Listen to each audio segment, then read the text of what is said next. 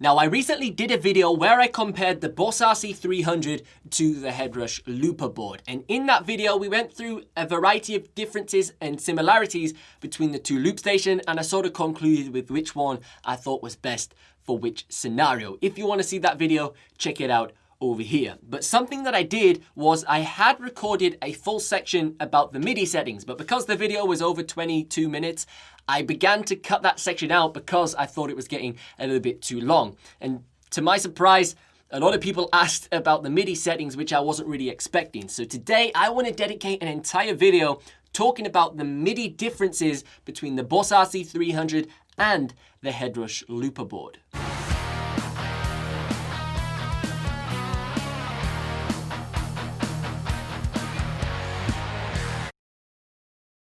Now, to cut to the chase, the HeadRush Looperboard far outperforms the Boss RC-300 when it comes to MIDI-related settings. Now, if you don't know what I'm talking about when I'm referring to MIDI, essentially MIDI allows us to do more advanced things with our equipment. So, for example, MIDI, we could synchronize multiple loop pedals together so they're running off the exact same clock source via MIDI clock data.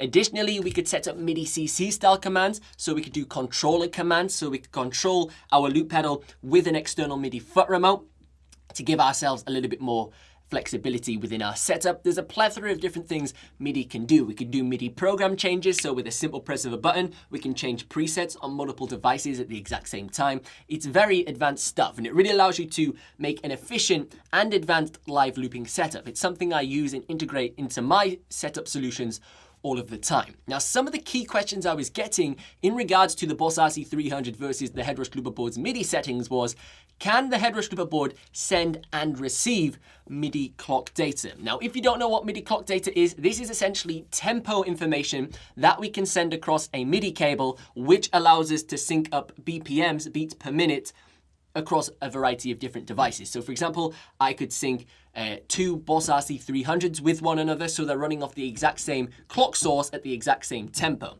If you want to see a video where I do that, you can check it out over here. Now, the problem with the Boss RC-300 is it cannot receive MIDI clock data. It can receive MIDI clock data from another Boss RC-300 loop station, so you can sync them with one another, but any other device, it simply refuses to receive MIDI clock information. So this only means the Boss RC-300 can send MIDI clock data. So you could sync other devices to the master clock source of the RC-300, but you could not make the RC-300 a slave to a master device because it refuses to receive the information in order to be slaved to the master. So for example, you could not sync the Boss RC-300 to Ableton Live. You could only sync Ableton Live to the Boss RC-300. And in my opinion, this is very, very restrictive in what you can actually do when it comes to advanced live looping setups with the Boss RC-300. However, with the HeadRush Looperboard, I'm super pleased to announce that it can do both sending and receiving MIDI clock information, and it does an outstanding job at both.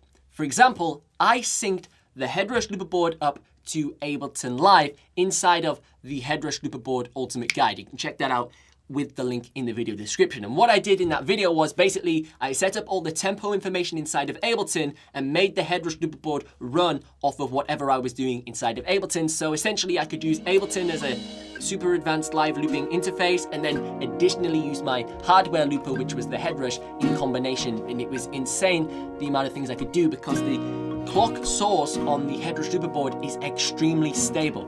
Hardly any fluctuation in it whatsoever. From time to time, it would go to 0.1 and then it would go back down or 0.2, but I've never seen a device that I've owned perform that well when it comes to MIDI clock data. The Boss RC-505, although that can send and receive MIDI clock source data, it has awful fluctuation when it's receiving MIDI clock information from Ableton Live, for example. It's virtually unusable. That's why I have to use Ableton Live standalone from my RC-505 and I can't sync them with one another because it's just unusable. It's very, very poor. But the HeadRush Looperboard had insane stability. I was very, very impressed with the performance out of that loop station.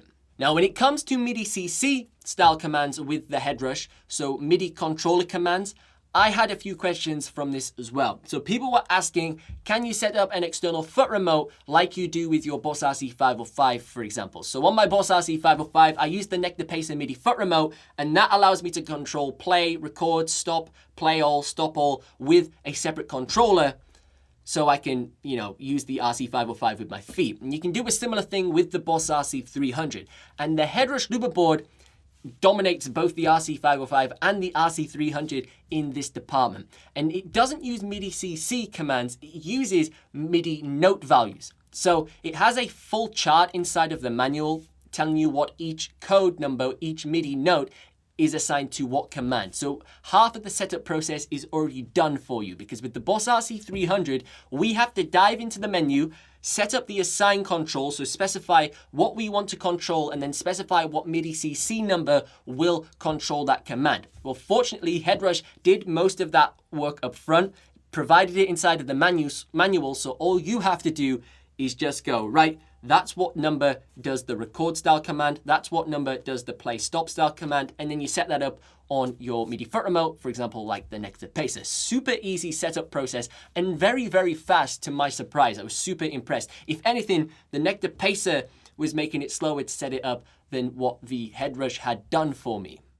Now, what I really like about HeadRush's approach to the external MIDI foot remote setup is essentially you could map as many MIDI foot commands as you wish. Because they're on MIDI notes, you could like daisy chain and connect multiple different MIDI foot switches and essentially control every single command inside of that chart on the HeadRush Looperboard, which once again provides you with insane flexibility within your live looping setup. Now, the problem with the Boss RC-300 assigned switch setup is you're restricted to a maximum of 8, which is very, very poor. And also remember, the expression pedal that's already provided on the loop pedal takes up one of those assigns. So already you're down to 7. And I find this very restrictive because you can't really flush out or make a very extensive MIDI foot switch setup. And on top of that, the Boss RC-300 has very restrictive commands that you can set up. Unlike on the Boss RC-505, where you can set up assigned switches such as track records, there's no way to do that on the Boss RC-300. You can only do things like track plays